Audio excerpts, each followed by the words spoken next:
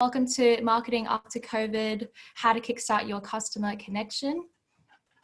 We're going to have a panel event today with our moderator, Chris, and our fellow panelists, Kristin, Mike, and Arielle. And we'll get started super shortly. We'll just wait for people to join, get connected. You'll only be able to hear and see us. We won't be able to hear and see you, but you will be able to participate through the Q&A and the chat function. So if you can see a message already in the chat, just pop into there where you're streaming from all over the world. We like to see who we have watching today. So I can see that we have someone from Singapore. Hello there. So if you just joined, just pop into the chat where you are in the world. We'd like to see who we have here today.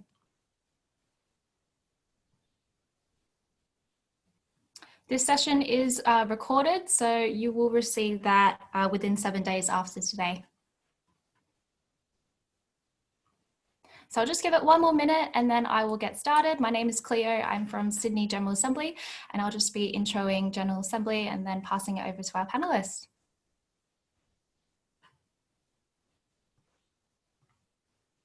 If you just joined us, just pop into the chat where you're streaming from. We'd love to see where you are in the world.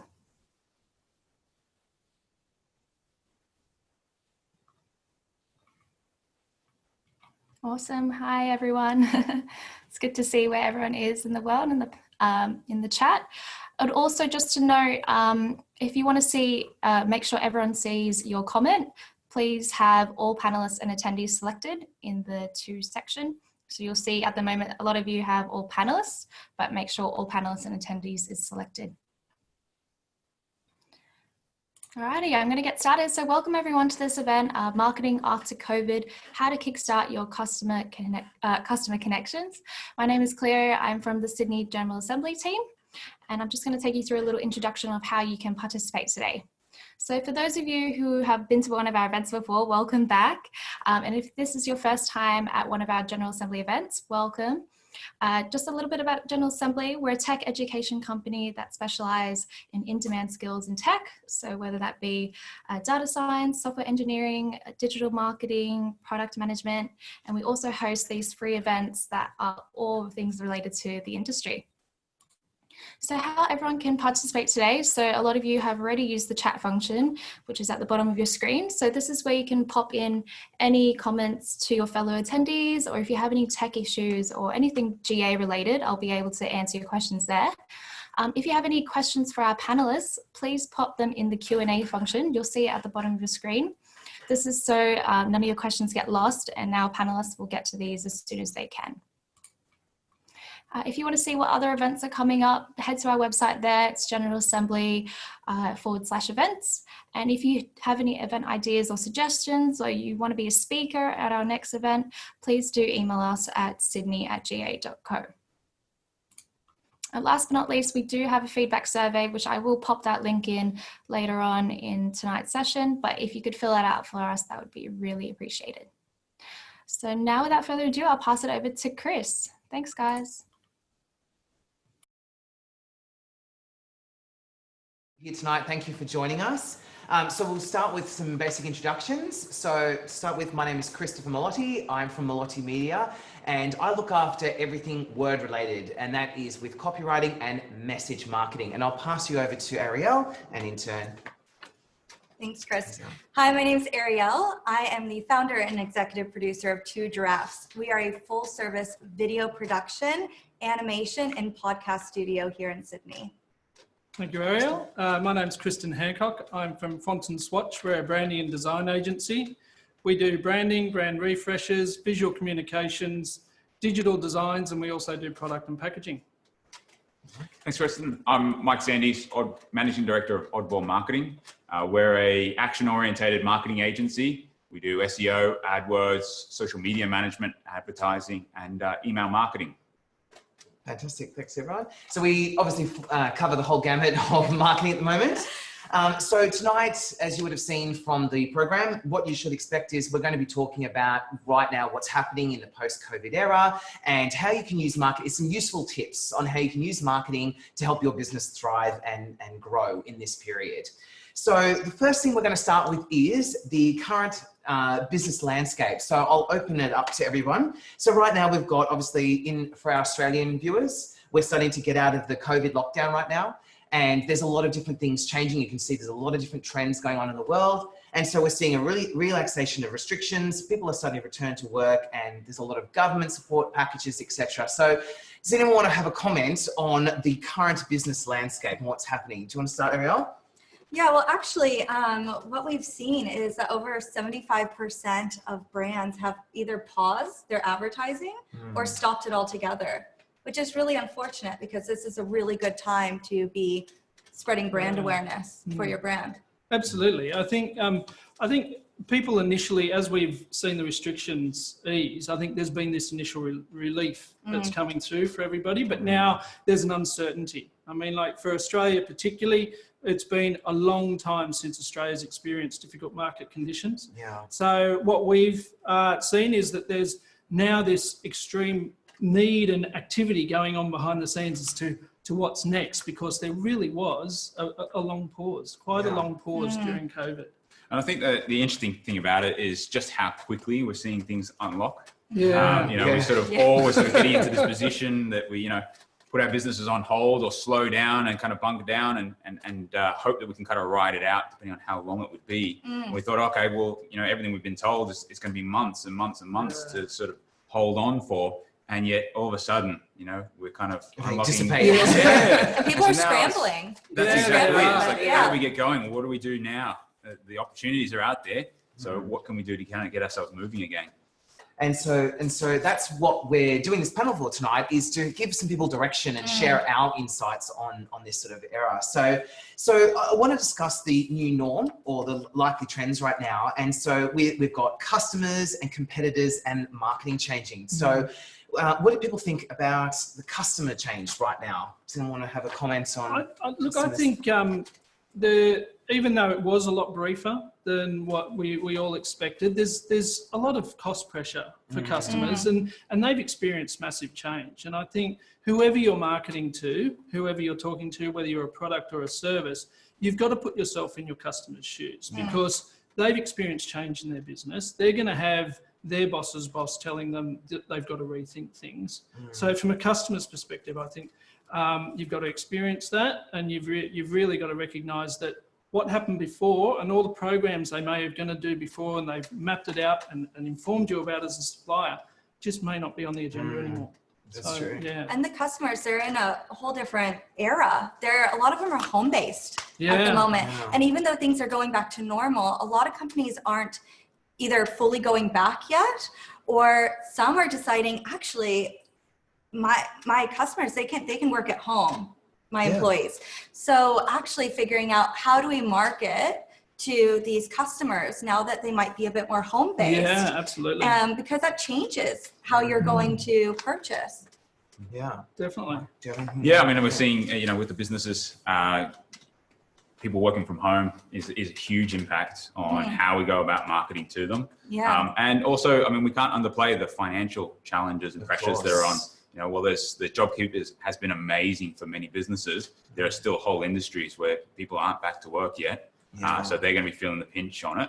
So we've just got to keep that in mind. Yeah.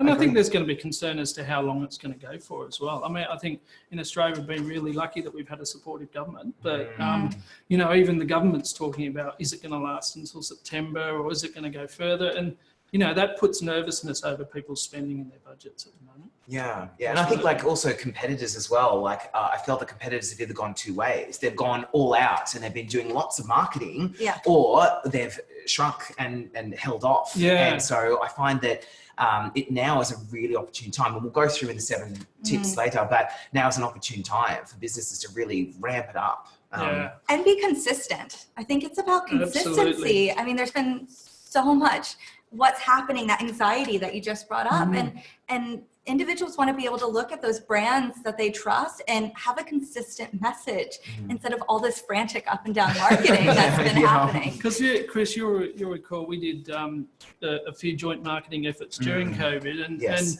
both our businesses kept trying to emphasize to our clients that even though you're in a COVID experience and you're in a different marketing genre, so you're actually not going out to really get people to buy immediately, you're trying to build brand and brand awareness. You need to have that consistency, but don't be knee-jerk. And the number of, I mean, am I the only person that's been sitting here? How much knee-jerk marketing have you seen coming out through social, where it's like, it's either buy now or I've just pivoted really quickly, and they haven't necessarily thought that strategy through. So I really think from a competitor perspective, we've seen a lot of intensity. So the dial's really, turned up. But it's down. But it's been it turned down in terms of certainly not strategic. A lot of what we're seeing, and a lot of it's knee jerk. I'll just drop my price. Yeah. And we're even seeing that now. I think with a lot of large corporate trying to get people back into retail stores, the old bricks and mortars. How many sales are you seeing coming up now? Yeah. And that's a really knee jerk because they're trying to make sure that all their inventories are cleared out so that they can, get cash in the door. And that brings me to our next point, which is marketing's to evolve. And so what we're finding now is that, buyers are looking for differences and what marketing can do. And so we brainstorm some ideas where there's got to be a freshness and fluidity and clear, concise messaging. As a copywriter, that's something that speaks to me because I find that right now people are looking for marketing like almost cues from your brand and your business saying, this is what's happening, this is what we're going to be doing. And so, does anyone have any ideas about how marketing will shift in terms of right now? Mike, do you want to? It absolutely has to evolve from what we were doing previously to what we do now. The world's changed, it continues to change. And we're very fortunate to be able to kind of get back to things slowly, but it is happening. So there will be some level of normality that will return. But if we look at, and hopefully it's a good change that we can kind of do with our marketing, is that so many businesses were getting into that sort of quick win, quick results kind of approach, and very few were sort of playing the long game. And hopefully now, as we kind of come out of this, people will start to think, let's get some quick wins, but let's not forget about, hang on, we're going to be around for a long time. As things kind of come through, let's not just focus on the activities and marketing that's going to give us an instant result and then it's kind of gone. It's like, let's build some real marketing assets and stuff that are going to continue to work for us in years to come. Yeah, I think that those points that you raised, Chris, were the freshness and the fluidity, particularly from a branding perspective. As we entered into COVID-19, you would have been selling into your customer base and they would have been reasonably comfortable. As we're coming out of it, they're now going to be, as we said before, asking a lot of questions. So you've got to be perceived by them that you have moved with the times. Yes. So we see that exactly. To us, from a branding perspective, we see this as a fantastic opportunity really to look at your brand, consider refreshing it, but even if it's as simple as actually just introducing some new color or some new font so that people, when they look at it, they think that you've moved, your business has, I think pivoted could be a slightly overused term at the moment, but you've responded. Okay, you've really responded to what the market is and you're not thinking that it's going to be same. And I do think, mostly when we're looking at video and visual storytelling, it's really about engaging with your clients and connecting. People want connectiveness after all this separation, but they want it to come from the heart because I feel like I've actually seen some clips of almost every business said the exact same thing. We're here for you. We have this. You could see it. It was just the same messaging. So it is about being there for your client. And it's about showing them that, you are there to trust and be there and give back to the community. But it needs to come from your brand values and who you are as a company and be an honest message. And you need to, think what's out there and how can I make sure I stand out a little bit and I'm not just saying the exact same thing every other company is putting out there. I think you're right. Really finding your own tone. Yes. And as you were saying, Mike, make sure that what we're doing is strategic and we're thinking into the longer term rather than just knee-jerk, because you can do a lot of damage to your brand and at this point in time. Now. I mean, I know that I've seen a lot of audiences that are they don't know what to expect. They're worried about everything. And we as brands need to be very sympathetic to this issue because rather than, knocking their doors down like, oh, COVID's over, we need to be buy my product. We need to be thinking about these kind of things and taking a strategic approach. So the interesting thing actually in that is also, Arielle, what you were mentioning before around the experience, the customer experience, and getting them to have a deeper understanding of your business or how you interact with them. Because where previously with the retail side of things and you just go in store and that's kind of your experience and it was, that's where you immersed yourself and really got to know the business and saw what they had to offer. Now it's going into retail at the moment, it's still an awkward experience. Oh, it is, yeah. It's a ghost town. Restaurants. Right? Yeah. Absolutely. Yeah. So in terms of looking at your marketing and marketing needing to evolve, we need to be able to show so much more of ourselves and put ourselves out there in terms of creating those connections through different marketing channels. Of course. And this is, I think, unfortunately, we are going to be going into that online world past brick and mortar quicker than we even expected because of COVID. Yeah. And because of that, you need to be engaging with your customers online. You need to make sure your website's set up and your SEO is set up so you're found, because they're not just walking past your store anymore. And if you sell product, you need to have that video to showing what that product feels like. So if you walked in the store, you get that experience, you feel like you get to see it, touch it, experience it. Yeah. You can actually do even more with video than you can when you just walk in and see a product. So people really need to take advantage of the fact that people are online and consuming online materials more than ever Oh, they at the are, moment. absolutely. Yeah. So that's great. So let's move on to the 7 marketing tips. So the point of tonight's panel is to give people some really practical advice that we've used ourselves in this post-COVID era, where you can take away and think about your own brand when you're doing these kind of things. So we're going to go through all 7 and then we'll open up to questions and answers after that. So I will start with number 1. We've got revisit and refresh your marketing plan. So my opinion on this is that I would say that most people came up with their 2020 strategy in just late December and where everything was all hopeful and 2020 and this great number and all that. And then we had, in Australia, we had fires and floods and now COVID. And so my biggest advice and what I've done for my business, and I'll open the floor in a second, but is to go back now and have a look at those kind of strategic plans that you had in place and see what's relevant right now, what's not quite relevant, and also what's been happening. I mean, Arielle, do you want to weigh in on marketing plans and how you're adapting them at the moment? Yeah, absolutely. Like you said, pre the new year, we all had that buzz. It was going to be a great year. New millennium. So much was going to happen. Had all this positive decades, approach. right? And unfortunately, that's not what ended up happening. And now that we've just gone through the tumble of life in the last few months, we really need to relook at that marketing plan and make sure we're being sensitive and considerate of our customers and make sure we're really looking at that. I do think now they actually want that optimism again. We want that hope. We want to be hopeful. We want to have optimism of the future. We want to have that consistency we were talking about because things have been so up and down. And I think when we look at that marketing plan, I think consistency is going to be key. The positivity. Positivity. Positivity is a huge, we've all been through so much COVID, so much negativity and all that. And like we've been talking about the phrase reclaim 2020, and the new norm and embracing the new norm, all those kind of things we need. I think, Arielle, you're right, is that maybe we don't dwell on the negativity anymore. And in our marketing messages, we need to be positive and embracing this new era. I mean, Kristin, do you want to? Yeah. Look, I mean, for us at Swatch, we've had been lucky enough to have some really excellent long-term clients where we built up very close relationships with them.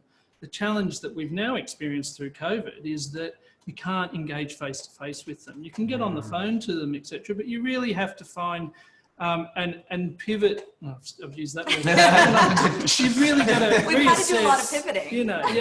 Pivot is the word. You've got to reassess how you're going to engage with that client base, because we're not the only business that's structured like that. I think so. Our emphasis has moved much more digital, so we've increased our presence. But in being a branding agency, we've also taken on board.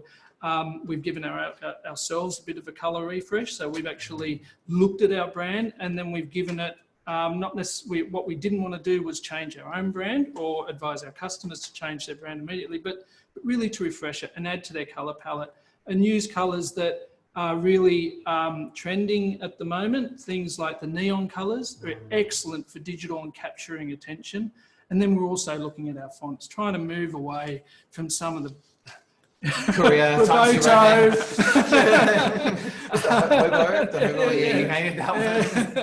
But using different fonts that are really clear, but differentiate our business and also to our customers' businesses when they're on a digital platform. So that's been something for us, and really getting beneath what is it that are the values of our brand, and making sure that we've got that authenticity coming through. Because we'll talk about a little bit more about informing customers, etc. But I think that you've got to get across that everybody's been through quite a challenging experience, and it's okay to be authentic about that and explain where your business is. People are relating to that message. They really are. What they won't relate to is you trying to put out a falsehood that everything's rosy and I'm fine and it's just the way it was before. People won't relate to that. That was an interesting one, wasn't it? I suppose during COVID is that the amount of support and awareness and appreciation that people had. Everyone got it. It was the empathy, wasn't it? It really was empathy between business and empathetic is so important. And we've actually seen that with video. We've started doing so much more personal video because everyone's at home. So internal communications, leaders speaking directly to their employees, virtual reality events we've been doing. There's been so many innovative ways that people have had that connectivity and been able to keep that empathy. And with you, of course, because, with marketing strategy, that would be huge for online.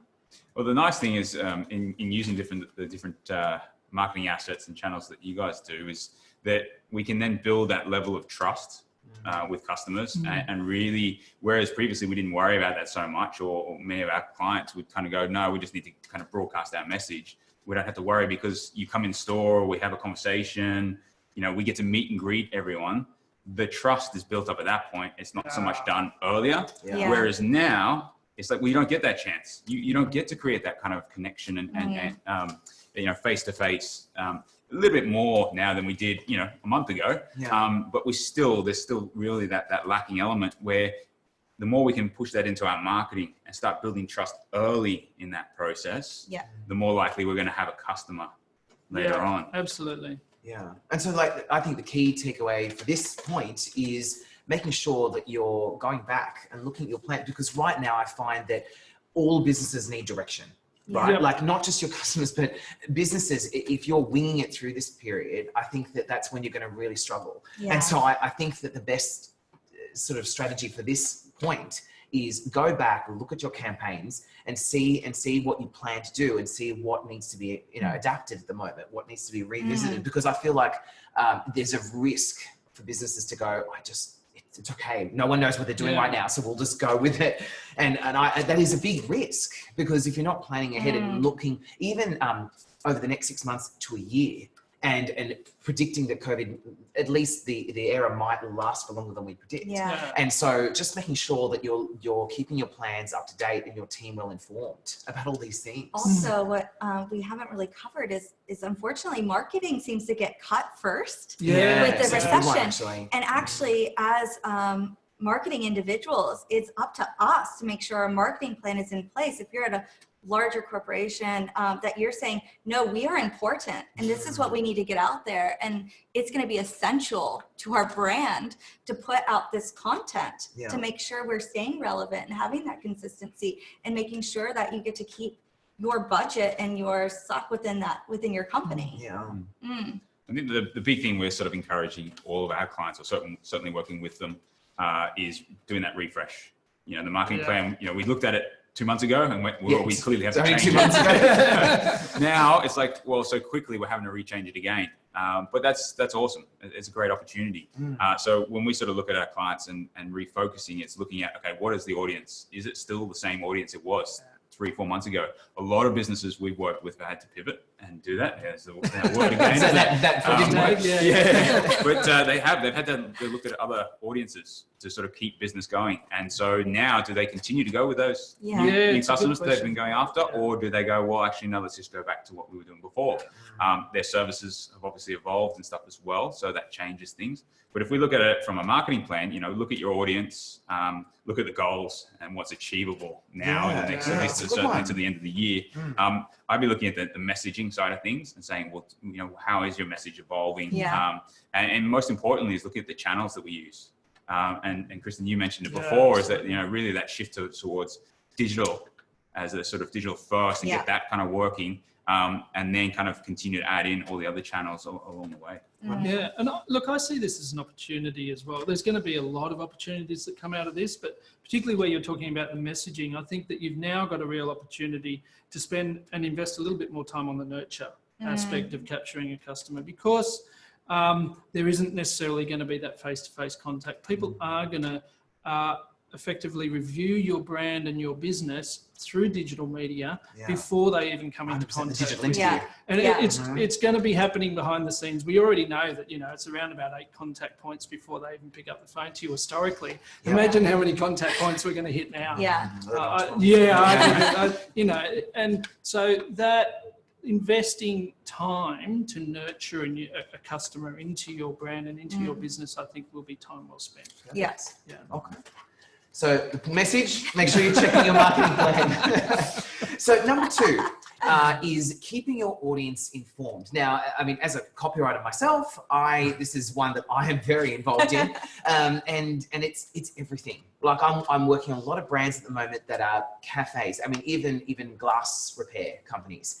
And the biggest thing I'm telling them as a copywriter and a message marketer is making sure that you're keeping your audience informed, because people are looking to brands. And it's not like not like you're the only brand, but they look to brands to take a bit more of a proactive approach.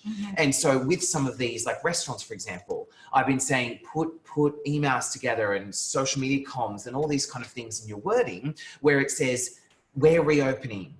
These are the steps we're taking. Here's what we're doing differently to protect your safety and hygiene. But people I know that Australians, we can't wait to kick the door down at our cafe, right? I must get my coffee. I went to my cafe recently and there was like a line of people going, let me in caffeine, right? But I think that brands need to be mindful that people are still a little bit nervous, and so absolutely. Now's the time to be proactive and say, this is what we're doing. This is why your safety it matters to us. And like we talked about before, genuine, not like, we're washing our hands. It's like, what are you actually doing and how are you showing this to people? Someone to weigh in with communication to customers. Yeah, look, I definitely think, as you say, Chris, I think it's about actually telling people what you're doing, telling your customers what you're doing, but it's being authentic. Yes, big time. Yeah, and you've got more freedom now in that authenticity. I mean, I think pre-COVID, everybody was like, no, we've got to stay within our narrow bounds. I think you've now got more of an opportunity to talk about what it is that your brand stands for. So as long as it's authentic and that you are backing it up with action. As well, I think one of the things that we did see a lot during COVID that I personally found after a while really switched off people because the amount of noise coming through was when brands kept repeating the same level of government advice, and they would give you an A4 list of exactly what the government put out 3 weeks ago, and now you've seen it 500 times. Especially 3 weeks later. Exactly. So I think you've got to remain current, and I think you've got to, if people are seeing from a lot of touch points what the government advice is, then you can simply say, we're adhering to the government advice, but these are the other things we're doing. I like that. With your messaging, if you look at it, it's always about adding value. So if you see what's going on there. value. Sorry. I mean, if you look at what Kristin was talking about, having all of it, just repurposing or resending out the same stuff that everyone else is sending out. So what? You get that from other areas and other sources. That's not really helpful. It's interpreting that and then looking at how can your audience utilize that. What does it mean for them? And when we going through COVID, there's some great accountants that were sort of looking at what was going on, what are the latest changes, and talk about a time for relevance. You know, I think everyone was leaning on their accountant over the past couple of months. And so the ones that were very proactive, putting out great information, if you found an accountant who wasn't being proactive, not following you up and sort of saying, hey, have you got, just job switched keeper in? off, didn't you? Absolutely. I guarantee you wouldn't be hanging around with them, not now. But the ones that you saw kind of constantly adding in this great information and telling you what that means for you and stuff, that's brilliant. Yeah. And I'm a big advocate of that. Like I work with a lot of clients that do, like real estate agents, for example, and they get that the interest rate comes out, and you see the agents that just reiterate the same thing, it gets ignored. It's the agents that then say, okay, this is what it means. This is what I'm predicting. Now it is an assumption because they're making their predictions based on their experience. But like you said, Mike, that's very poignant, is that it's not just saying, here's something I saw that I'm copy pasting to you. It's here's the information and here's how you can use it. And here's why it's relevant to you. That relevancy and value in all of your communications to your customers must be there. It doesn't matter if it's now or before or after this COVID era.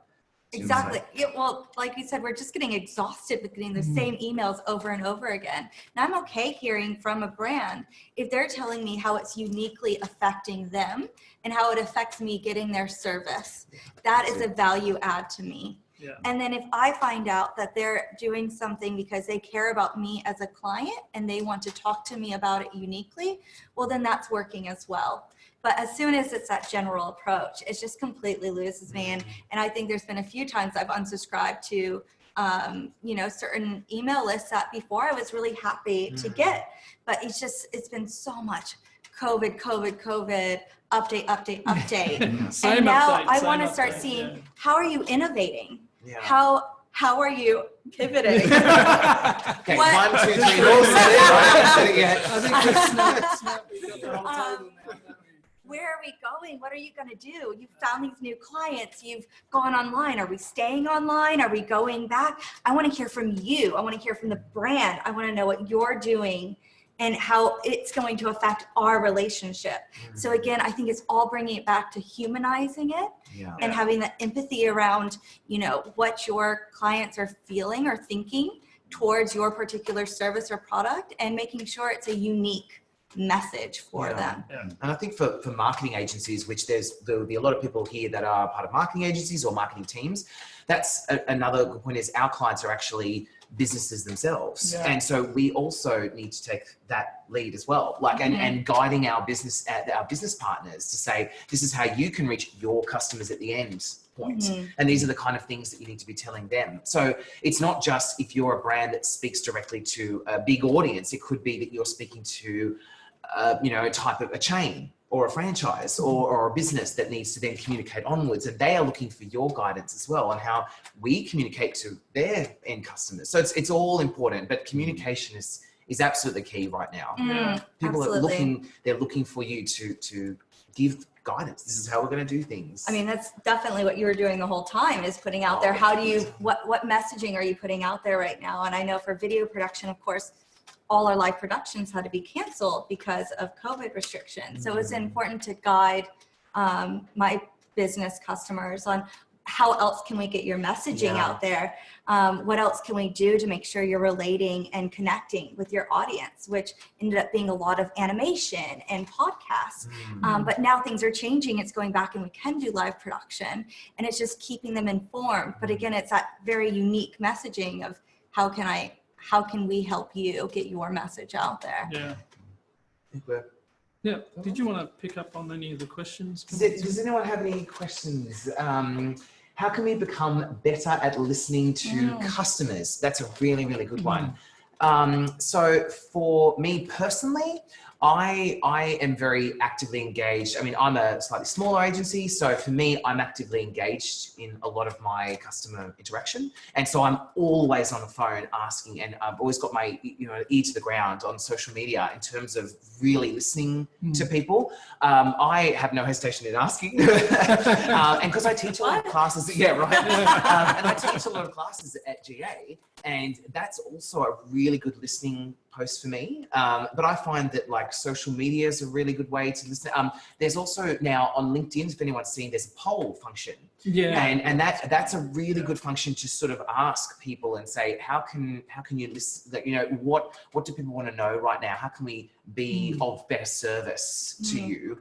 Does anyone want to? Well, I mean, Wayne? honestly, this is a better time than ever to be able to listen to your customers, because if your marketing's online, there's data. Yeah. You can check the data now. You can see what they're opening, how far they're watching a video, which podcasts they're opening, which pages they're visiting. You know, there's so much analytics now that we can follow, that we can really pinpoint, you know, what are our customers looking at and what's working, and making sure that we're following up, which is, it is listening to them by looking at the data. Let me jump in before you do. They're all wearing to I love it. Yeah. The only thing I would just add to this is I think you've got two types of listening to your customers. You've got the direct, where you're actually having the conversations with your customers and you should be asking for the feedback. And then there's even right down to the polls, I would say, is direct customer feedback, where you're asking pointed questions, you're understanding how their businesses are going, and you're understanding how you can add value in this time. The other is the indirect, which is the data. So you can see how people are responding to your digital platforms, to your social media. You can capture that data and you can use it to inform. And I think that really leads well. Nice segue, well done. Yeah. I mean, that's the area that we particularly love.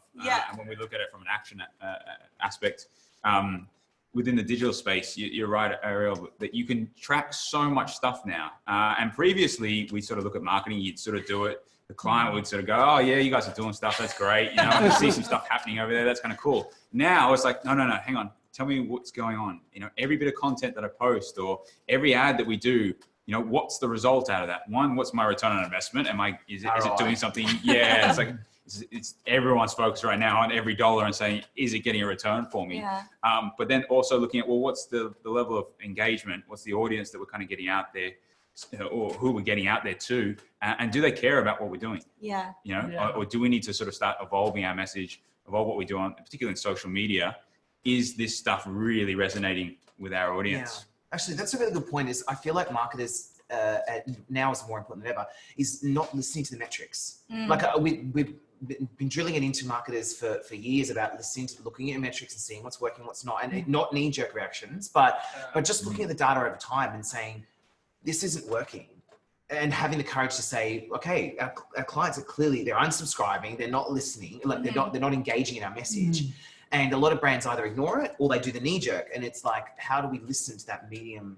Yeah, points? absolutely. And so marketers must be watching data. Must. Must. So important. And there's a lot of, you know, you've got to recognize there's a lot of noise out there. Oh, yes. So don't be surprised if you do get some unsubscribes, etc. Yeah, because that's true. you know that's just going to be natural. But I think as long as you have a very clear plan and a clear strategy and you're executing that, I think you'll do well.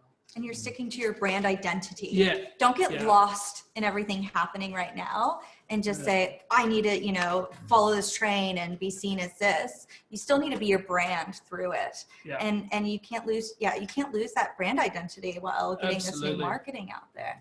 We'll take one more question. Is there one we can grab? What are the most efficient digital marketing platforms to get the greatest amount of conversion for a service-based SME? We're going through a point in omnichannel. I think we'll address that one. So hold that one. Is there another question? Otherwise, we'll move. There was. There was one that was how do we acknowledge events and things that are happening during COVID. Like Kristin said before, my opinion is always like you said, be genuine about it. Like don't say nothing's happening. Yeah, I think authenticity is key. You really have to be genuine about it, your brand, and you really have to recognize that how you express your response to things that are happening in the political environment or within the COVID environment has to reflect your brand. So, do not, as we constantly be saying, knee-jerk is wrong. Yeah. What you've really got to do is think through how you're going to respond and be genuine and authentic. And a question, sorry, but people are probably thinking, why isn't knee-jerk correct? Yeah. Do you want to, because I think that'll come up, is why are we so adamant against the knee-jerk reaction? Do you want to start? Or? Oh, I should say that on the start. I know that people ask.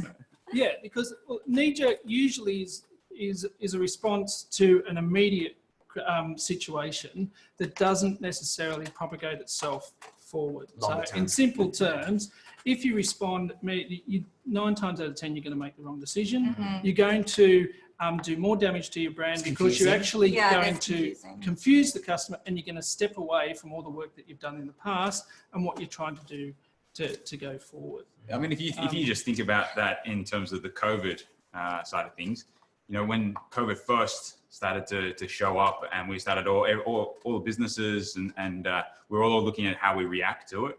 And, you know, straight away I was getting emails from every possible business that I'd had contact with over the last 5 years. Yeah. Doesn't matter whether I'd said anything to them for years. And all of a sudden I've got this email going, oh, I think we used you at one point, once upon a time. And it's all about what they're doing about COVID, which I don't really care about that business, because I wasn't using them. Wasn't going to be using them anytime soon. So that really wasn't helpful. And so many businesses jumped on the same bandwagon, doing the same thing. And you're like, all right, you know what? Delete, unsubscribe. Yeah, that's the danger there. You know, And without that, so there'd been no consistency leading up. There was no consistency through, because it was just drop in, drop out. Yeah. And then if you do knee jerk again and you've got no consistency, without consistency, you do not have trust for your brand. Exactly. Then people cannot engage with your brand because they don't trust it. Because they don't recognize it anymore. Yeah, It's exactly what we're talking Yeah. about. That consistency is so important. You need to trust and know who that brand is, their identity, and you lose that with these knee-jerk reactions that come out of nowhere without any thought. Great. All right, we'll move on. So now point number three is assess the viability of your COVID adaptations. So a lot of businesses during this period, we all adapted to COVID. And so what we were looking at was, now that and Australia in particular, we're getting out of these restriction phase, are we checking what our adaptations, I'm not going to say the word, are we checking what's working and what isn't? So for example, for me, I did a lot on education. And education was where I was able to adapt and move my business into a bit more. And now it's that time where I need to say, okay, how can I continue my education in this post-COVID era? Yeah. And this is something that a lot of businesses, some adaptations are going to be like boons for company, because a company will say, this was the best thing that we could have happened because it shook us up. Yeah. And then there's going to be others that they pivoted and, oh, damn. I just Damn. So some businesses would have adapted, and then what would have happened is now they're going, this is not viable to continue because it's not profitable enough or not economic enough. So, So I think now is a really good time to be assessing those changes that we made and seeing, do we capitalize, do we expand, do we contract, do we remove? Does anyone have an opinion? Yeah, I mean, we were like you, Chris. We adopted two plans when we came into COVID. One was to address immediate need for branding and design, and that was a lot of what we were doing was centered around supporting our clients through Zoom. So how do we make people look professional in Zoom, rather than some of the, I'm sitting in my bedroom at home wearing my dressing gown. Yeah. So we were giving them having a lot of support, and it was as much about keeping connection with the clients and giving them some simple tools that they could aid in their Zoom experience. The other side, though, is that we were working closely with you, Arielle, in doing more animation work, which we knew would have a longer term benefit for both our business, but also we knew that coming out of this, there'd be a lot stronger emphasis on digital, and doing the animation side would work quite well. I want to pass to you, Arielle. As you mentioned that you're doing podcasts a bit. That's a really good adaptation. And point. Yeah, so look, we are coming out of it. We are coming out of COVID, and we're all very excited about it. But things have changed. Yeah. And I think a lot of businesses have learned through this time that maybe not everyone has to come into the office. Maybe we don't have to go out to shops for everything we purchase, because people adapted so well. A lot of things did move online, and I think we need to keep that up. And one of the ways to do that is through podcasting. It's such a beautiful way as a business to be able to, because when you listen to a podcast, let's be honest, we all kind of feel like you're in the room, you're kind of mates with the people having the podcast, and you kind of feel like you're engaging, you're having a group atmosphere. And it's such an amazing thing for a business to do, to really grow that brand awareness, that trust, the relatability, the just humanizing the brand in general, and creating that connectivity with your customer. So that is a definite amazing way. That's how your business did it. Yeah, we pivoted. Goodness. It's like the taboo word. It's all right, just go with it. We did podcasts and animation, and that was a big part of our business, but live production was a huge part of our business. And so when COVID happened, because of regulations, we had to cancel all live production. But that doesn't mean products weren't still getting launched, and all these things that we had planned just go away. We had to figure out, how do we still represent that and reach their clients? And that's how we ended up mainly switching to animation. And really, that's made a lot of clients realize that animation, the sky's the limit, and you can create animation the moment you want to, right? There's not as much regulation, and sometimes as much cost around it dependent. So these are the type of changes I think are going to go well into the new norm that we have, along with live production, just seeing these other avenues that we can go about while still connecting with our customers. Does anyone have any? The biggest thing we saw was around content and giving away, and something that we've been doing ourselves is creating phenomenal amounts of content and just giving away constant amounts that, stuff that we've developed and learned over the years and sort of formulated, we just giving away. And saying, whether it's just so that, great if clients want to, or people want to see that and go, great, this is who we want to work with. But at the same time, it's also great for those that it just helps businesses to get through COVID. And now hopefully they'll be able to use some of that content and the stuff that we've posted.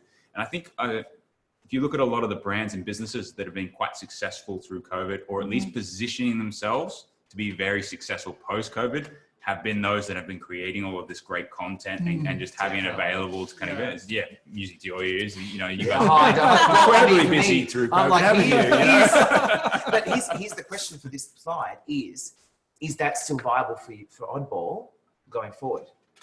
I think it's something that we've always had it on the, we should do that. But we've just been so busy with client work always happening that it was like, we'll get to it. Yeah, we should put this stuff out there. Whereas this has really changed it.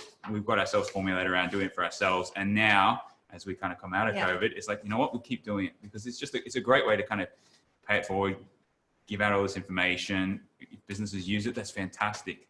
It's what works for us. So hopefully it works for them. And if they then go, hey, we like and we trust what you guys are presenting, what you're talking about. You sound like, you know what you're doing. You're getting good results. Great. We'd love to work with you. Yeah. Right. Absolutely. And there's one question I liked there that said, what platform would you recommend with the adaptations? And I think that's a really good question. I know we're getting onto that. So what emerging channels are gaining a lot of traction? For me, definitely Google My Business. That's something that, so it went on hiatus a little bit. It went on a bit of a pause during COVID. Google shut it down, or like it paused that. But now, especially the geographical component of it and posting it, and people don't realize that it's actually quite a social platform.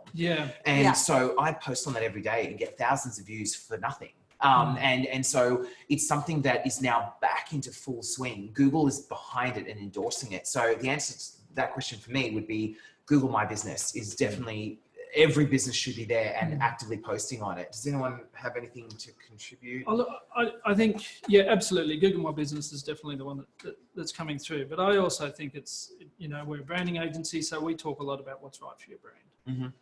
So making sure that if you're a highly visual brand, flicking to a platform like Twitter is not going to help your brand.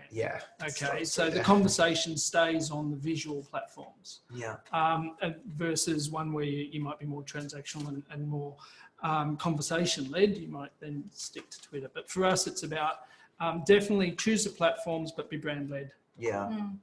Yeah. Oh, it's interesting you mentioned Google My Business, because that's one of our SEO strategies. One of the modules that we go through in an SEO plan is Google My Business and posting, because we see significant impact. Oh, huge. You know, that's from a low-hanging fruit opportunity for a lot of businesses. Just getting on there and actually posting through their Google My Business is fantastic. Yeah. And Mike, are you putting important. unique content back to Google My Business, or is that? No, not generally. Yeah, we look at what we're already doing and just posting it through Google My Business. So it just gets out there.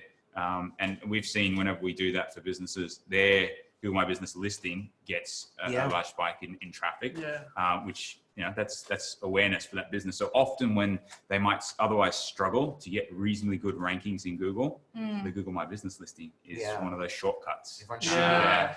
So we see that. And I guess with that, we see also at the moment, the Google ads and looking at doing Google ads, volumes are lower than what they were previously.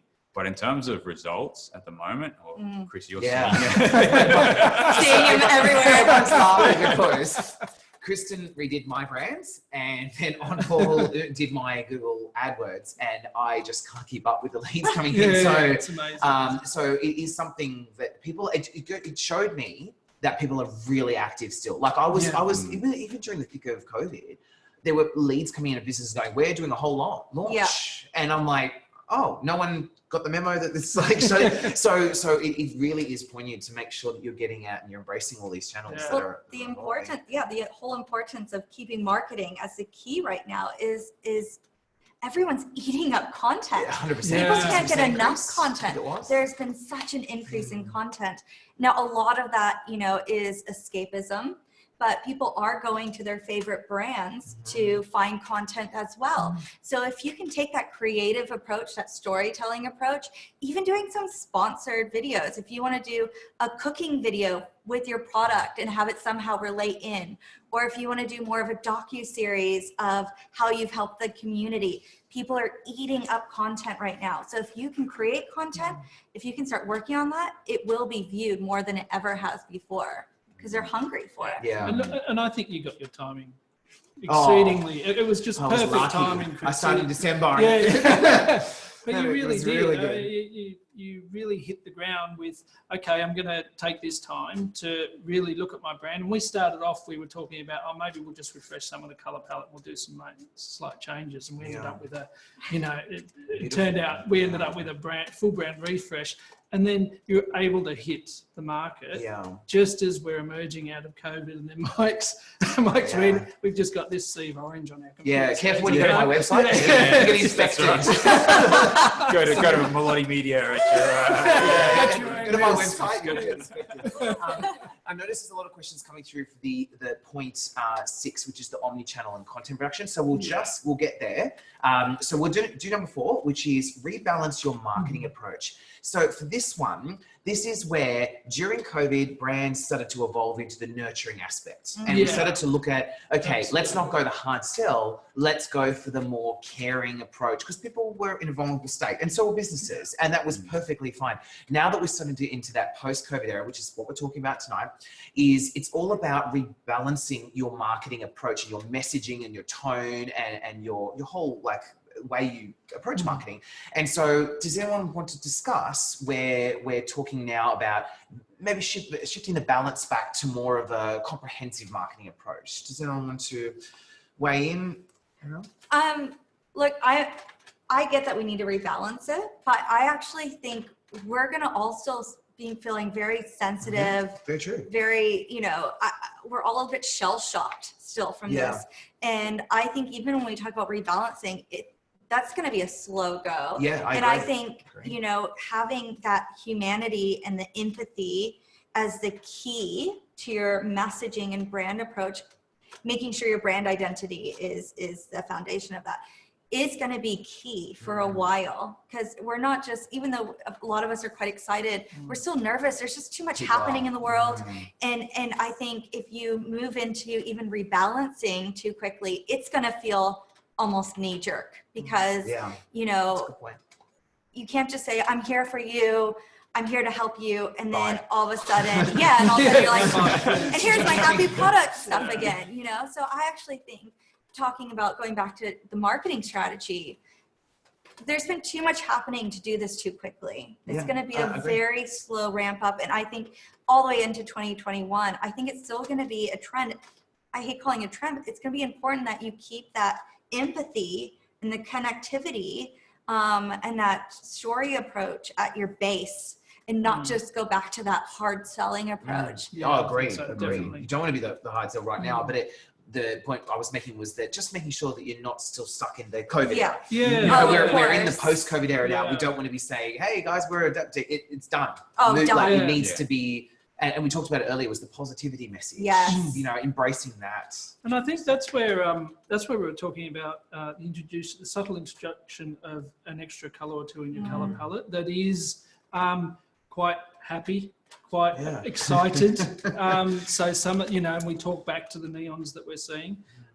So really bringing those out can actually, your message can be still quite long-term and nurturing, but your visual stimulation has changed. Okay, so so we would definitely recommend considering that from a branding perspective. That's where we would probably look at it. Look, I think, you know, from our point of view, Chris, you're right around now we can move to more action and messages that kind of get people out and can kind of, you can come in store. Yeah. You know? You're welcome. Like that's the message. You're welcome to come in. Absolutely. So it's now kind of, rather than just talking about, you know, or connecting with them such, and that being the core message, now it's about actually, well, you can get out there, you can actually make some purchases and you can get back to some sort of normal life. And guys, what do we think about I mean, because, you know, there'll be a number of businesses out there that are in a bit of stress at the moment. So they are going to feel like they do need to get custom now. How do we feel we should, you know, they should approach their marketing? Because obviously they're going to have one eye on the strategic going forward, but then they've got this immediate business demand to say, right, no, but I do need a bit of a buy now button. So in terms of messaging, Chris, have you... Look, I found that, like Arielle was saying, is like, I would say don't be afraid of selling. That would be something I would say, because a lot of brands are going, I don't know if it's the right time or not. And it's not about forcing it down people's throats or anything like that. It's more like being okay to say, okay, we're entering a post-COVID era where our cafe is open. Our real estate business is open. We are launching a brand. It needs to be the optimism and looking into the future. Definitely. We're completely done with the whole sadness. We want to have that happiness and the optimism for sure. Yeah. And so, like, as I said, don't be afraid. Like, I've seen a lot of brands online that they're just waiting. And I'm like, you don't have to be, you don't have to be afraid. Like, you are there to, don't think of it as you're hard selling. Think of it as you're solving problems. Yeah. And like Arielle was saying, keep that empathy at the core. And it is a lesson that we've learned from COVID, but grow from that. You know, like, you've got your base, and now look at it and say, okay, how can I use that as a message to say, we are open, we are looking, you know, we're looking to the future together with you. Yeah.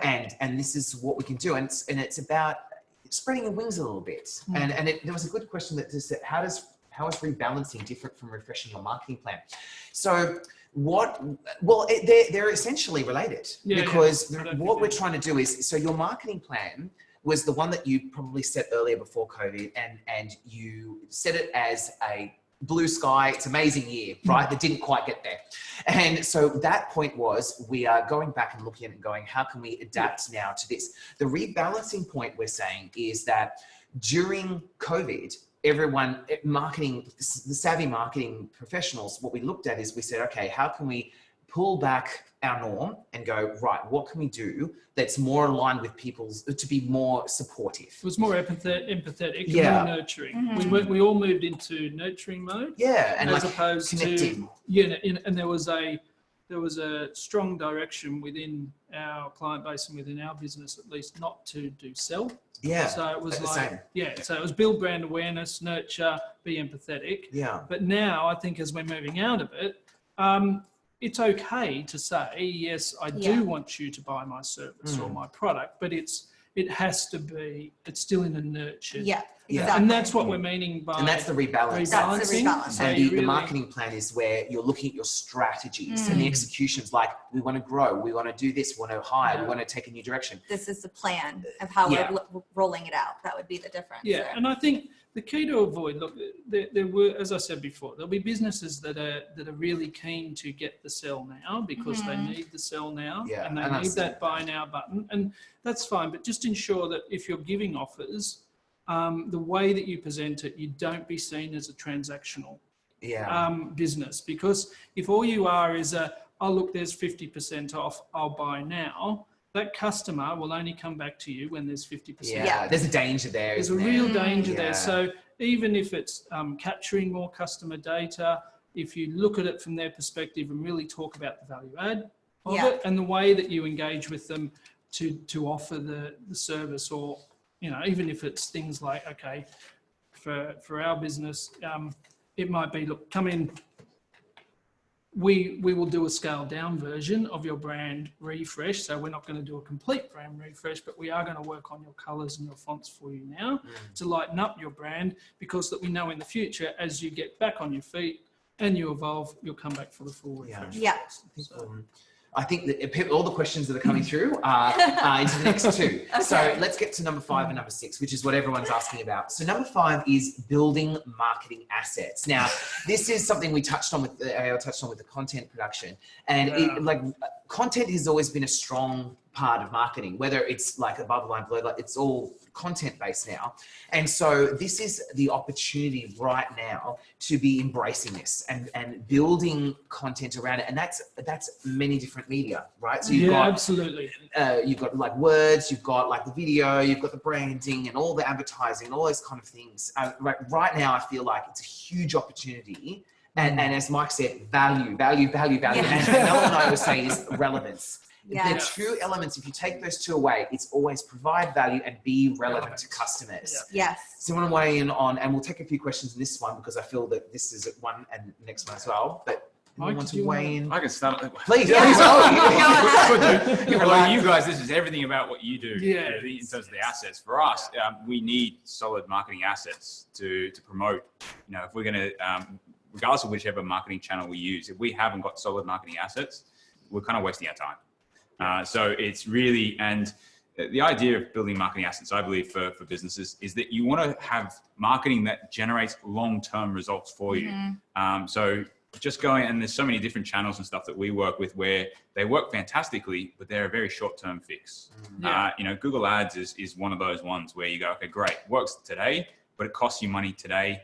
And if you stop spending tomorrow, you're going to stop getting results out of it. You know, that's not an asset if you think about it that way. I mean, I look at it more as a sales expense. You're buying lead opportunities. If you can close those leads, brilliant, well done. But that's not a true asset. Whereas when you start looking at things like your brand, video, content, those are assets. Those are things that not just today will they work for you, but they'll be working for you for weeks, months, and years to come. And so it's trying to get people away from, we talked about earlier, everyone doing that sort of quick fix, hey, how do I get business today kind of approach, and saying, well, you've got to do a little bit of that. We all need to get going in business. But at the same time, let's not forget about the long game. And let's make sure we're building some solid assets, the work that we're doing, and invest in that now, because that will pay massive dividends for us over the long term. Yeah, look, I absolutely agree with all that, Mike. I think I'd overlay onto it that if you go back to the beginning of the conversation where we said that there's going to be a lot of pressure on the customers, and they are going to be looking around, they're going to be, let's be honest, they're going to be reassessing all of their suppliers. Big time. So if you come back to market now with the same digital assets, the same brand assets, the same video assets that you went to market with last time, they're going to look at you exactly the way they looked at you pre-COVID. Now that might be reasonably positive, but they're definitely going to talk to a lot of other people. So you've got to have that freshness. You've got to have that fluidity. So you've really got to look at your asset library. Now, the other thing from a branding perspective for us is it's about storytelling.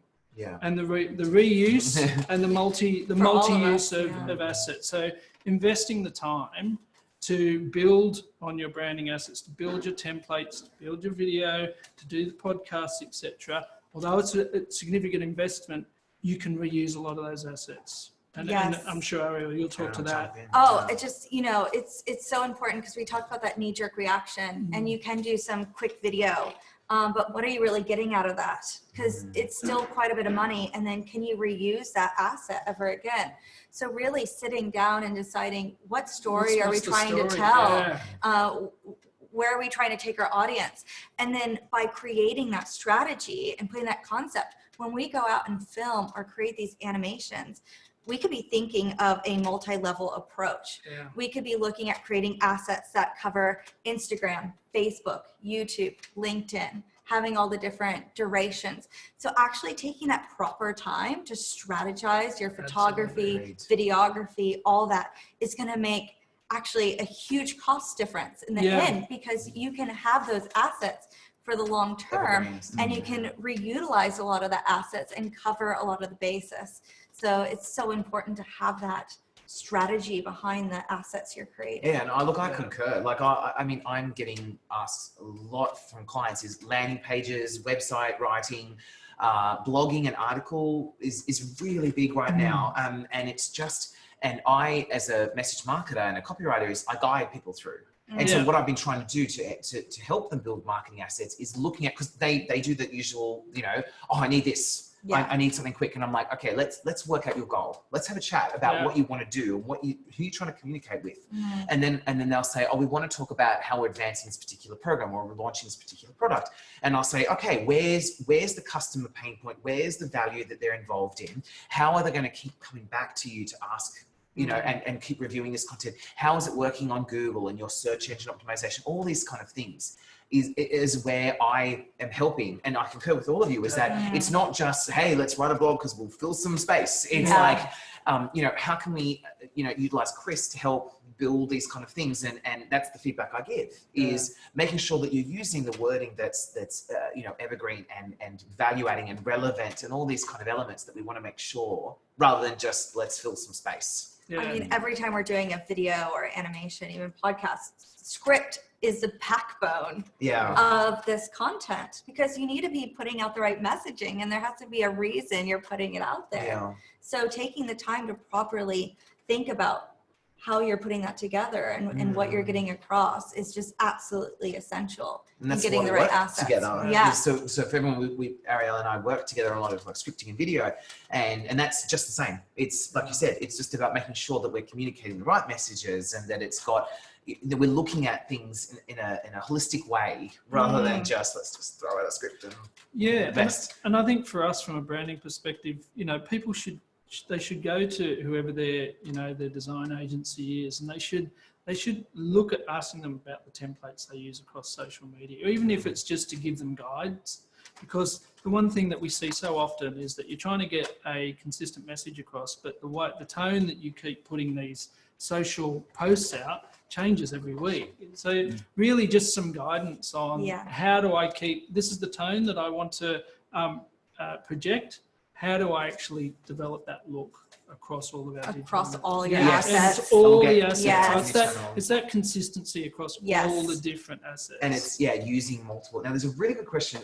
Do you think an organic Google position for your website or brand in the homepage is more long-term than paid Google ad positions? Okay. That's definitely a mic. So, I mean, I have Have we got enough time? Yeah. Where's that soapbox?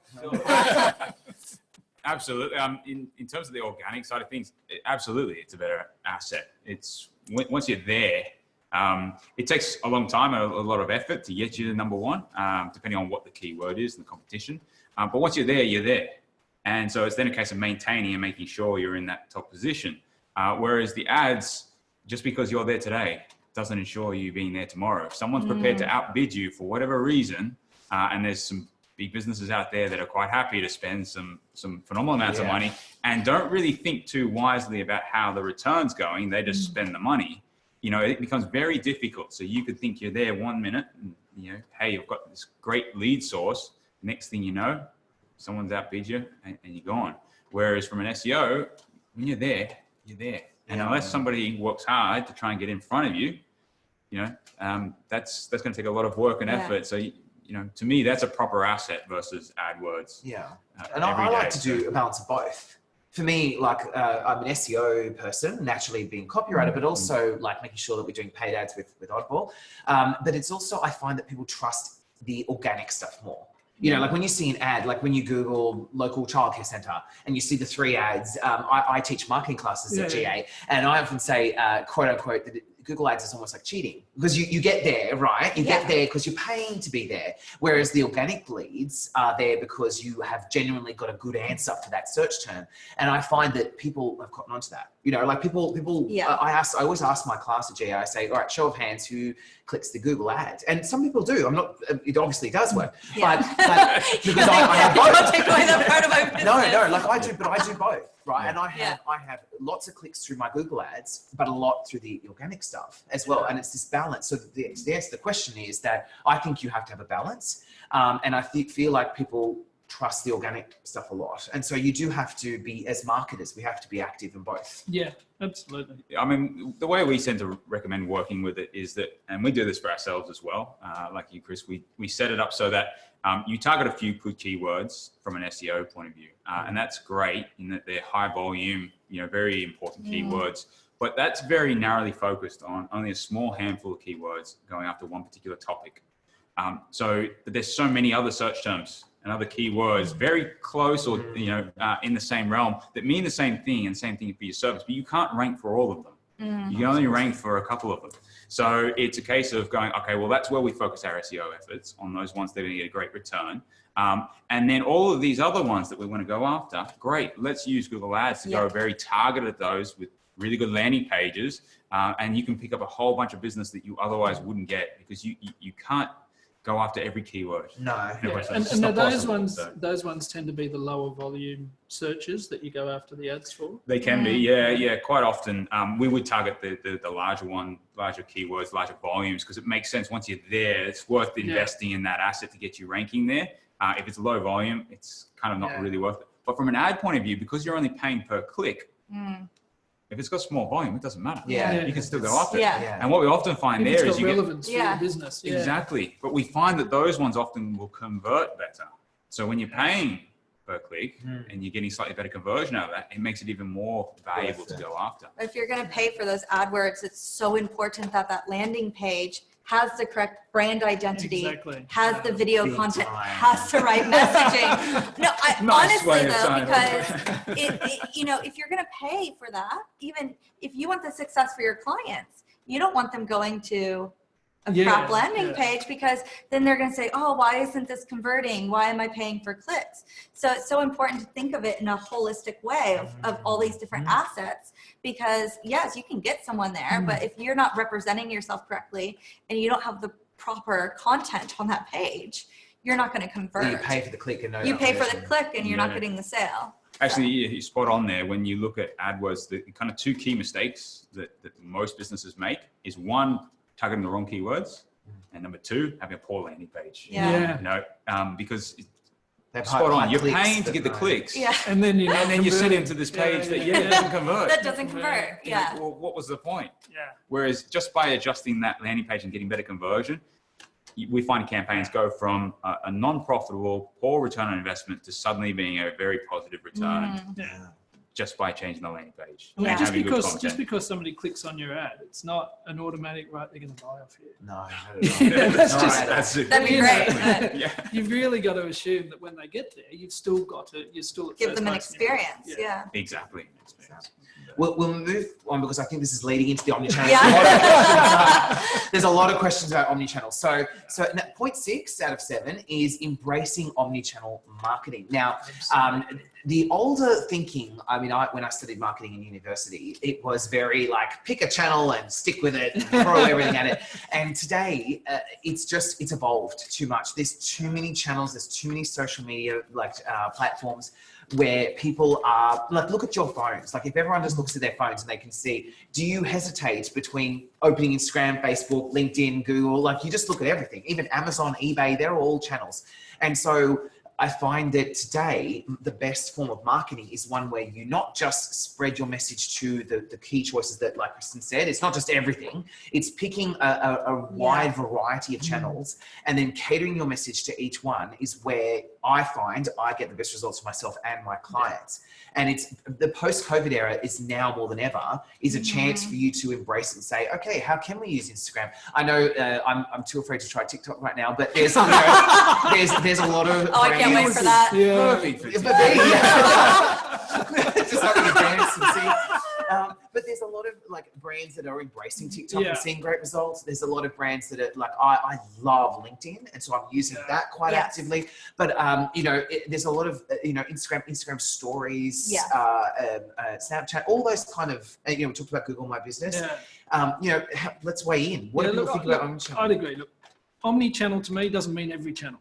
Yeah, I agree. It means it's effectively adopting a multi-channel approach, choosing the ones that are relative to your business, right? But as importantly, they're relative to your business because they're relative to your audience, okay? And then having a consistency of messaging across those so that when somebody touches your business, doesn't matter how they enter, they have that consistency. Now, what you can do is have a layered approach within that and say, look, within Facebook, we adopt this approach to the way that we tell our story. And we adopt this tone. It is consistent with the way that we market in LinkedIn, but our LinkedIn is just a little bit more formal and it's a bit more directed. So you can have different tones and you can have different approaches, but as long as there's a consistency and those customers or that audience can actually identify with you. So when you're choosing the channels, think about the audience. Don't lose sight of the audience and just say, well, it's my business, I'm just going to put it out there. You've really got to think about who am I trying to target? Are they there? Why are they there? How do they like to be spoken to? And that's your podcasting. Podcasting was Arielle mentioned it before. Podcasting is a huge, like, it's so intimate, isn't it? Yes, it's amazingly intimate and connection with your client. Because I was already writing a lot of content and producing a lot of content, and I thought people want to listen on the go. And so it's a really, really great opportunity. If any brand is not ready for podcasting, just give it a go. Because it's I was already writing blogs and I was just voicing them, and it was getting like over 100 listens a day from nothing. Like, as in, it started there and then it was going up from there. And so for me, I was like, I'm already writing the blogs. I might as well put them into audio form as well. So that's another opportunity to embrace omni-channel. Sorry, I'm still that. No. I think but like Kristin said, don't get overwhelmed. You don't want to get overwhelmed by all these channels either, because you just listed, there's so many different social media platforms, so many different business pages, so many different avenues you can go about. And that's where, I mean, it all ties together. It's about that marketing strategy and that brand identity of who are we, who is our audience, where can we reach them the best, and then how do we reach them within those channels. But if you get a good agency and you're creating that content, it's about them being able to know how audience react to the content based on those platforms, and they can infuse the brand and make sure it feels and acts like the brand on all of them while still being uniquely made for that platform. And that doesn't need to be a ton of money, because if you think about it ahead of time, you can make sure you're creating that content with that vision in mind.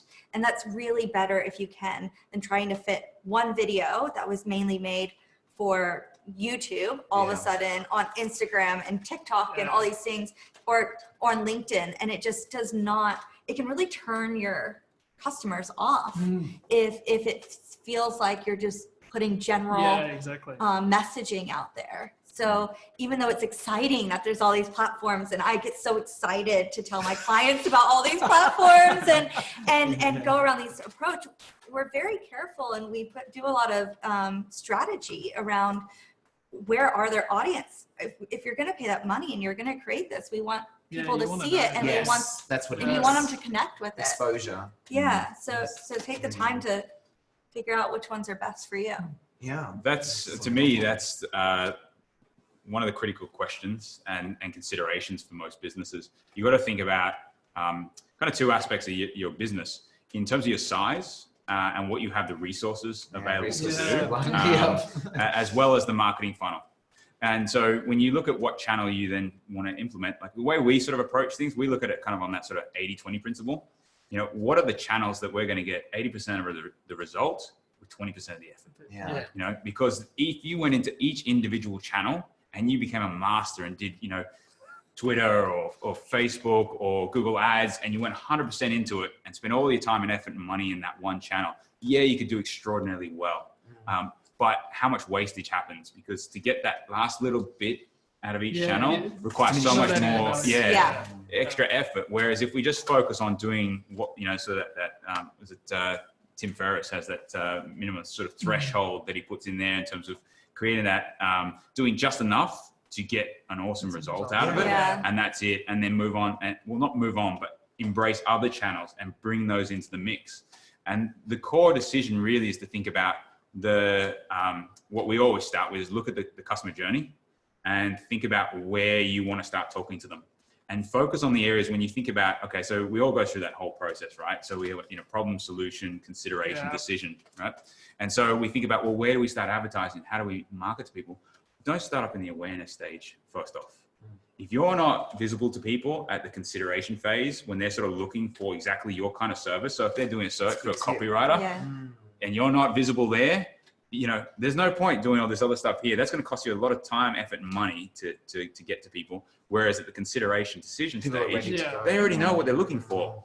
You just need to be in front of them. So that's where we sort of encourage a lot of businesses to start there, start at that end, and sort of make sure your marketing activities are working really well for you there, and then start to go a bit further up in that the awareness phase. So if you look at your different channels, focus on the ones that do a whole lot of different ones, not just one, not just you know, 2 or 3 different channels. Look at a whole range, focus on that 80-20 where you get the best results, and do a lot of them. I'm just mindful of time. We've got 8 minutes left, so I would wow. And pick up on, I think that's a really good question. So the question is, being a small one-woman business, is there one channel you would recommend I focus on?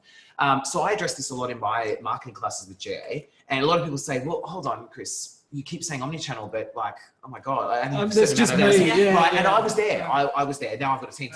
Because people go, oh my gosh, how are you pumping out so much content? But my suggestion to you is start small. Like Arielle said, don't get overwhelmed. I always say in my classes is start small, pick like Kristin said, is that pick a channel where you are going to get the most uptake and it's most consistent with your brand, i.e. usually Facebook, like people who are quite consistent on Facebook. Or if you're maybe a service business, maybe LinkedIn. And you start there and you grow there and you start to get a handle on it. And then, as Mike said, is then apply the 80-20 rule, where you say, okay, we've got a good, comfortable spot in Facebook. It's done, we're not 100% there, but it's getting some traction. Now, what would be the next channel? And the next, obvious, people often move to, say, Instagram. Is the next evolution there, or Google Plus is Google My Business. Google My Business is a really good place to start as well for if you're a local based business, especially. And so that's how I would approach. Does anyone have a different? Oh no, look, I tend to agree. I mean, like a business with one person in it, you've got so many demands coming on you, so you can only spend so much time doing your own promotion. I think, as you said, focus on where your audience is, and basically the audience in the way that audience likes to communicate with you, because your audience might be on a number of different platforms, but focus on how they communicate with you. But have a very clear plan at the outset as to how you're going to build it, and set your objectives. So, because if you just start with Facebook, for example, and it starts to work and work well, you will quickly fall into the mindset of, I'm going to stay with Facebook. Facebook's my channel. And that is completely the incorrect approach. You must get more omni-channel, because people will look at you from different angles. And if they see that you're active on one and completely anonymous on others, from a branding perspective, you'll lose you'll lose the trust, and then they will just start to question whether you're a real business. Actually, that's the unfortunate thing. That's the world we live in now. But that doesn't mean that that also doesn't mean you have to be a global conglomerate today. And I think you can build. And I think if you're feeling overwhelmed with, you're saying, oh, I still don't really know which platform is mine. the best thing to do is just look at what other brands in your space are doing. I mean, that's what a lot of us agencies do. You come to us, what's the first thing our team is doing? We're going to look at all your competitors. What are they doing in their space? What are they doing with their marketing? Which platforms are they getting the most activity and engagement on? And you can take all that research and all the years that they've built that and decide, okay, that product's like mine, they're working really well. It seems like a lot of other products like mine are working really well on Instagram.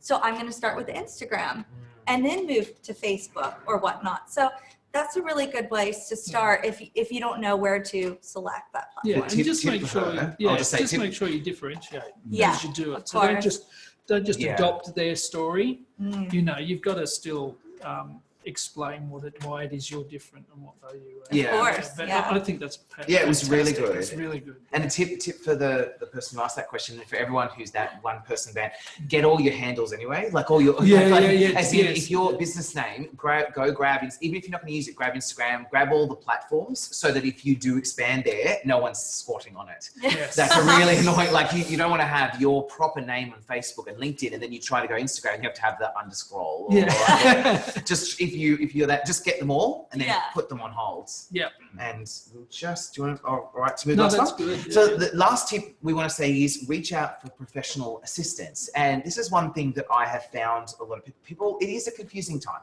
right? And we're not going to deny this.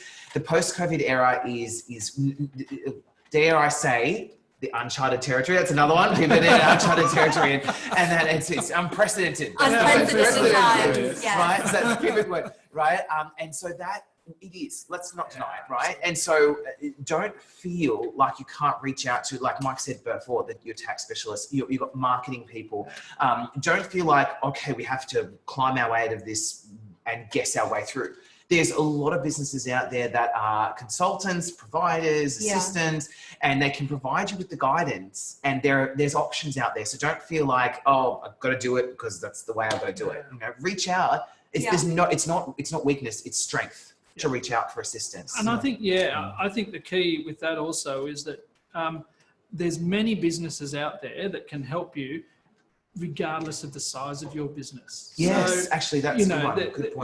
There's a very different copywriting agency that, for example, that writes for a one-man band organisation versus a copywriting agency that works for a global business. So, and those businesses are completely tiered and targeted to those different sites. So when we say reach out, we're saying, look, there are a lot of agencies, studios, organisations, and there's loads of options for you at your price point. To fit your budget. Yeah.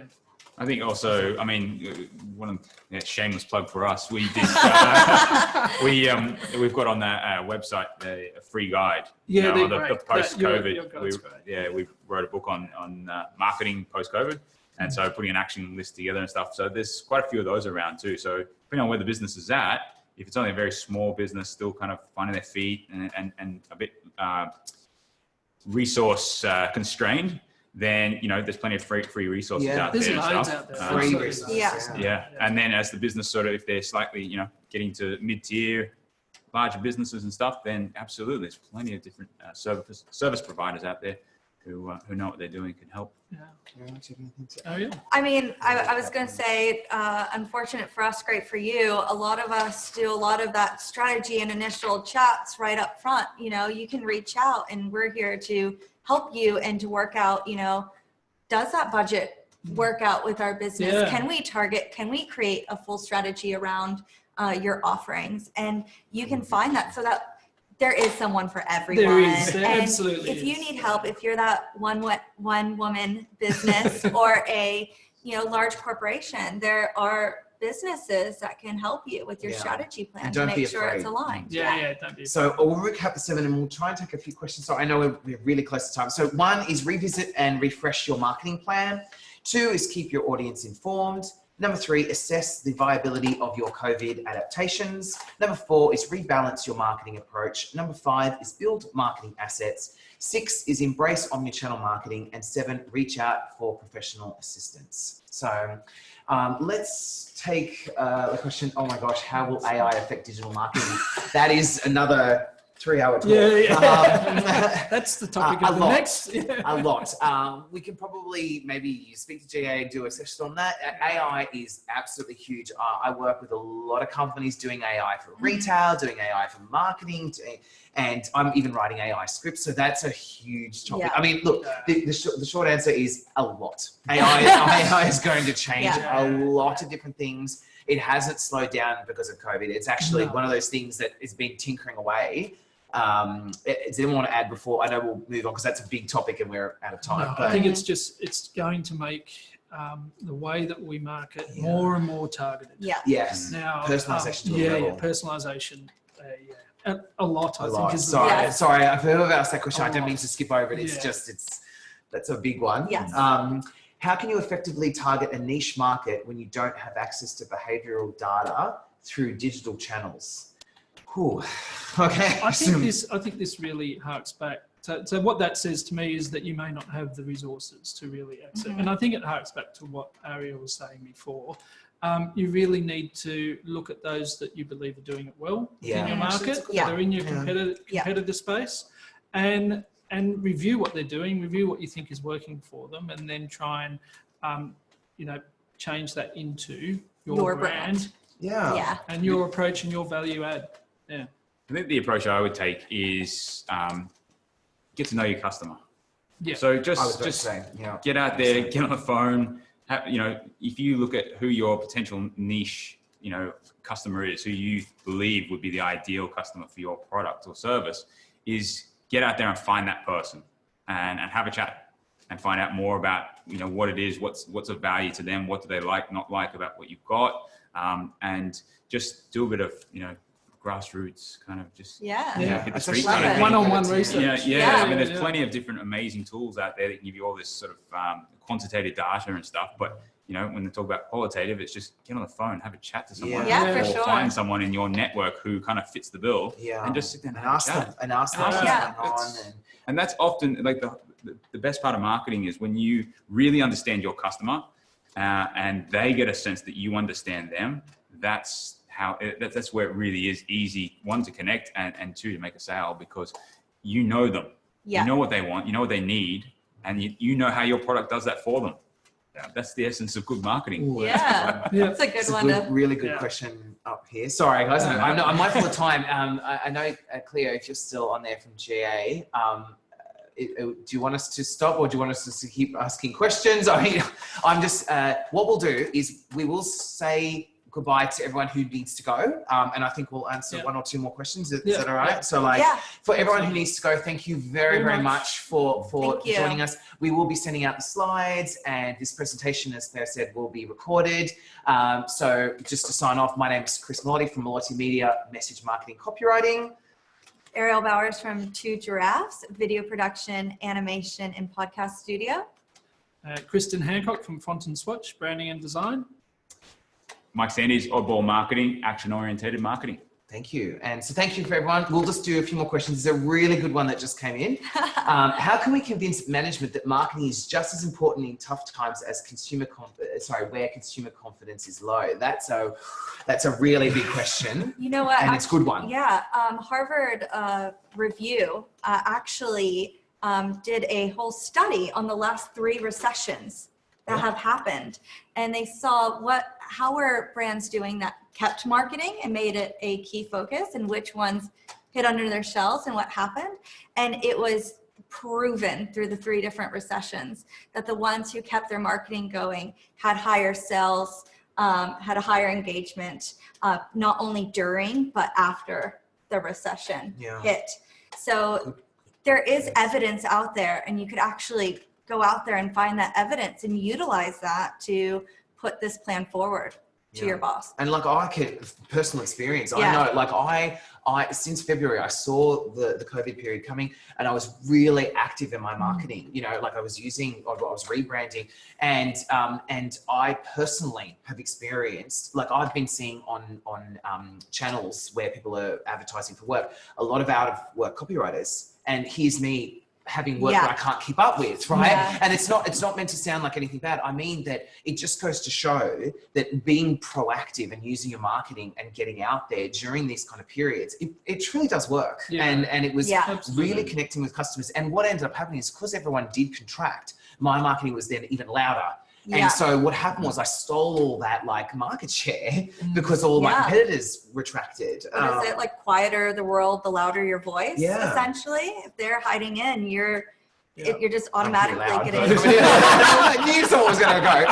But like, Kristin, Mike, like about like how you know, where you know, justifying your marketing spend during tough times? I think, well, I mean, the way we sort of approach things, I get my team to look at things within our business if they're trying to convince me of something. And so that's a good idea. And we often have we have very rigorous debates about what we should or shouldn't be doing. Is putting a simple business case together. Say, okay, well, you know, why should we be doing this? What's the potential, you know, benefits out of it? What's the positives that can come out of this? What's the investments? What's the risk? Because if you look at it and you say, well, okay, it's, you know, you're picking activities that could be lower investment, lower amounts of work in it, very minimal risks, but potential for massive upside. Hopefully the manager is going to look at that and go, okay, well, that makes a lot of sense. Let's have a go at this. Often where we see people kind of struggling to get others to do stuff is they're just not putting forward a case that makes sense. That's a good one. And so they're thinking one thing, the other person's thinking another. You know, the manager's got lots of other things that they're thinking about. Whereas if you can articulate it in a good way, looking at that, you know, the benefits versus the cost and the risk, makes sense. Yeah, I completely agree. I think there's enough data out there now, particularly with your marketing, and we've been talking a lot about digital marketing in this panel today. There's enough data out there for you to actually put up a reasonable business case to say, this is by this spend, this is what we expect to get in terms of conversions. And to see what value is in that. But also part of your business case, I think, must have the what if. What if we don't do this? What if we actually do become silent? Then what actions do you think our competitors might take if they see us withdraw from the market?